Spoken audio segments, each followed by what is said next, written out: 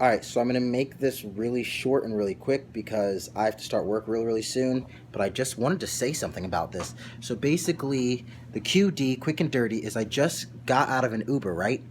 And, oh, my socks are on inside out.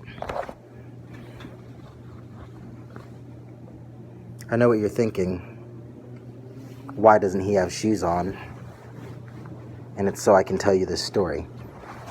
Yeah, so I just got out of this Uber ride. And while I was doing it, the driver was like talking to me. She was like telling me these stories, and she told me two stories, and both of them were ridiculous. The first story was some guy got into her car. She's driving him to his destination, and then basically out of nowhere, he was just like, "Do you want to have sex?" And then the way she made it seem was that it was very like business and transactional, like very.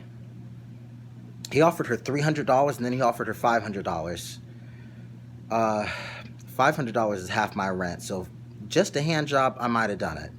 Probably not, but you never know. Depends. No, I wouldn't have done it. But that's such a weird.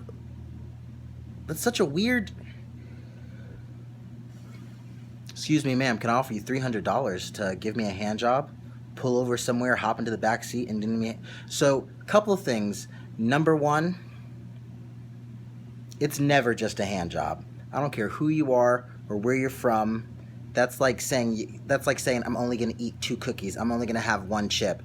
It's never one chip. It's never two cookies. It's never just a hand job. The so I guess she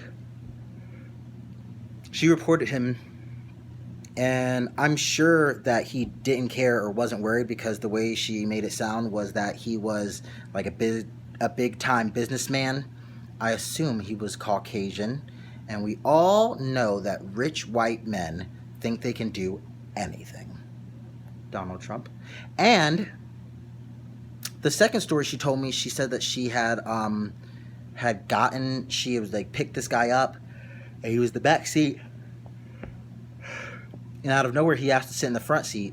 He said it was motion sickness. Now, I will sometimes sit in the front seat of an Uber, but it like depends. Like, I will sit in the front seat of an Uber, like when they pull over I'll just hop into the front seat, but it'll be for like a reason, like I need to charge my phone, or like maybe I have to like do something and I want to use that little counter space or something, the dashboard.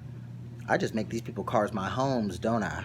But anyway, she said that, I'm gonna turn this so you can kind of see that he was sitting in the. He asked to sit up front, and we were just talking or doing something or whatever, and he reached over and grabbed her, and was like, "You're a mom I'd like to fuck," and she like pulled over and like physically ejected him from her car, and I was like, "Girl, good for you." Like, honestly, it was really, really early. I want it to be like, "Oh my god, girl, like you like good for you, like girl power." But I obviously couldn't do that because up until like about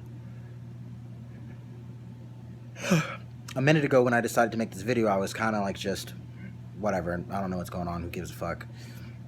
But very groggy for the morning. But yeah, she told me those stories, and I just couldn't believe it that people have the audacity, to just I don't know. Low key, $500 for a blowjob is a lot of money, or not a blowjob, a hand job is like weirdly.